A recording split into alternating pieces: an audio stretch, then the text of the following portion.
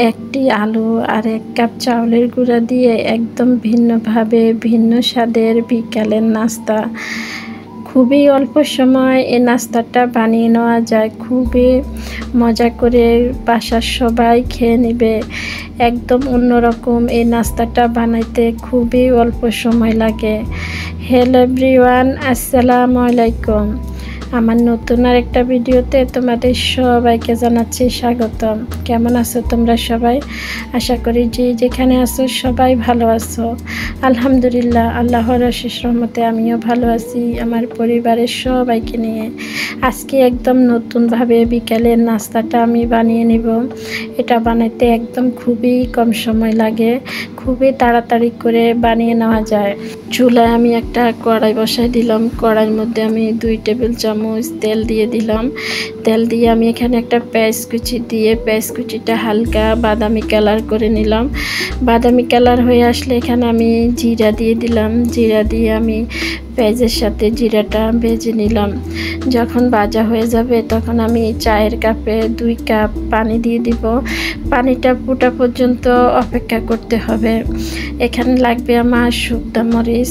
আমি শুকনা মরিচটা আগে থেকে ভেজে রেখেছি। শুকনা মরিচটা ভেজে আমি গুঁড়া গুঁড়া করে নিয়েছি। আর এই যে পানিটা ফোটা পর্যন্ত এখানে আমি পরিমাণ মতো লবণ দিয়ে দিব। লবণটা দেওয়া হয়ে গেলে চামচ দিয়ে একটু নেড়ে দিলাম। লাড়া হয়ে গেলে যে শুকনা মরিচটা এবার আমি দিয়ে দিলাম। আর এখানে পরিমাণে যে যেমন বানায়, আমি পরিমাণে কিন্তু খুবই কম বানিয়েছি। আর এখানে জালের পরিমাণ চাইলে বাড়িয়ে কমিয়ে দেওয়া যাবে। আমি জালের পরিমাণটা খুবই কম দিয়েছি। এখানে জালটা হইলে সবচেয়ে বেশি ভালো হয়, খেতে কিন্তু অনেক ভালো লাগবে। তবে আমার 2 ছেলে মেয়ে যত খাবে, এই কারণে আমি চালটা একটু কমে দিয়েছি। আর আমি যখন চাউলের গুঁড়াটা দিয়েছি তখন আমার মোবাইলের ক্যামেরাটা অফ হয়ে গেছে, চাউলের গুঁড়াটা আসেনি। আর আপনারা দেখে একটু বুঝে নেবেন। আর চাউলের গুঁড়াটা আমি মাখানো হয়ে গেলে আগে থেকে সিদ্ধ করা একটা আলুটা এবার আমি দিয়ে দিয়েছি। আলুটা দিয়ে এবার ভালো করে আমি খুন্তি দিয়ে একসাথে মিক্স করে নিব। যখন মিক্স হয়ে যাবে তখন আমি এটা নামিয়ে নিব। আর এই যে খুবই একটা আঠালো আঠালো আটার ডো তৈরি হয়ে গেছে। এবার আমি কড়াই থেকে নামিয়ে একটা প্লেটে সরিয়ে দিব। সরানো যখন হয়ে যাবে ঠান্ডা হওয়া পর্যন্ত আমি অপেক্ষা করব।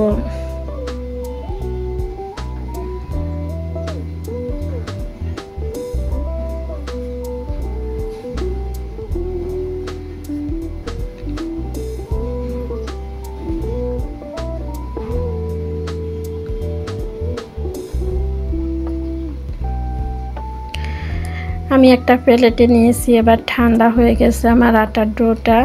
ঠান্ডা হয়ে যাওয়ার পরে এখানে আমি 1 চামচের থেকে একটু বেশি হবে ময়দা দিয়ে দিয়েছি। ময়দাটা দিয়ে এবার আমি চাউলের গুঁড়া আর আলু দিয়ে মাখানো ডোটার সাথে একদম ভালো করে মিক্স করে নিব। আর এটা এই অবস্থাতে খুবই একটা আঠালো চলে আসবে। এখানে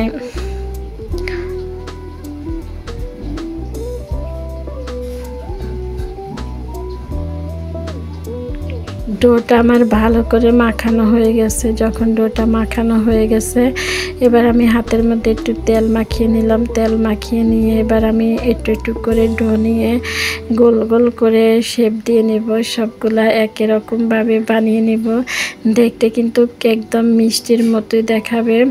আর এই যে আমি খুবই সুন্দর করে হাতে একটু চেপে চেপে নিয়ে গোল গোল করে শেপ দিয়ে নিব। একইভাবে আমি কিন্তু সবগুলা বানিয়ে নিব। আর আমার একটা কিন্তু বানানো হয়ে গেছে।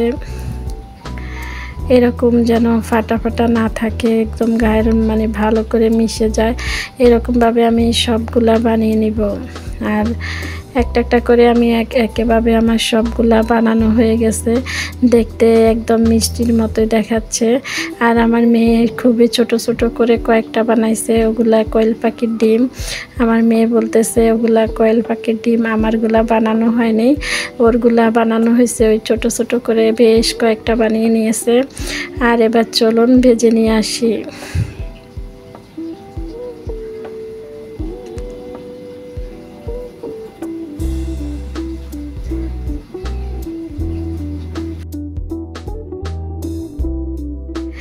চুলে একটা কড়াই বসাই, কড়াইয়ের মধ্যে তেল দিয়ে দিলাম। তেলটা গরম হওয়া পর্যন্ত অপেক্ষা রইলাম। তেলটা যখন গরম হয়ে আসবে, এবার আমি একটা একটা করে সবগুলা দিয়ে দিব।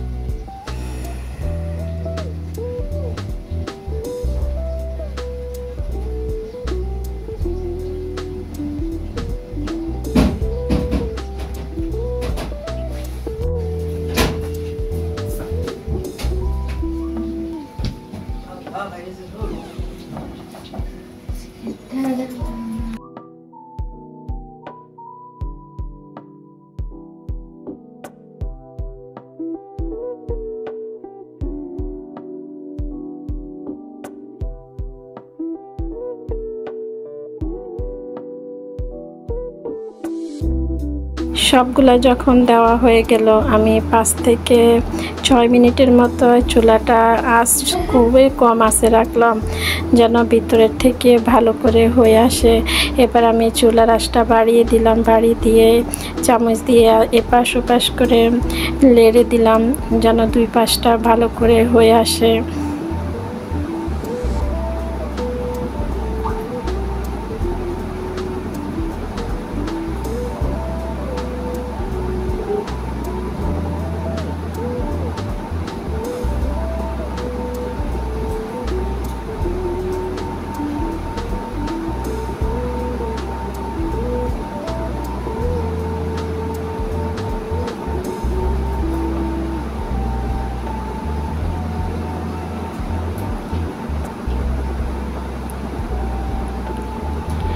একদম লাল লাল করে আমার ভাজা হয়ে গেছে। এবার আমি নামিয়ে নিব।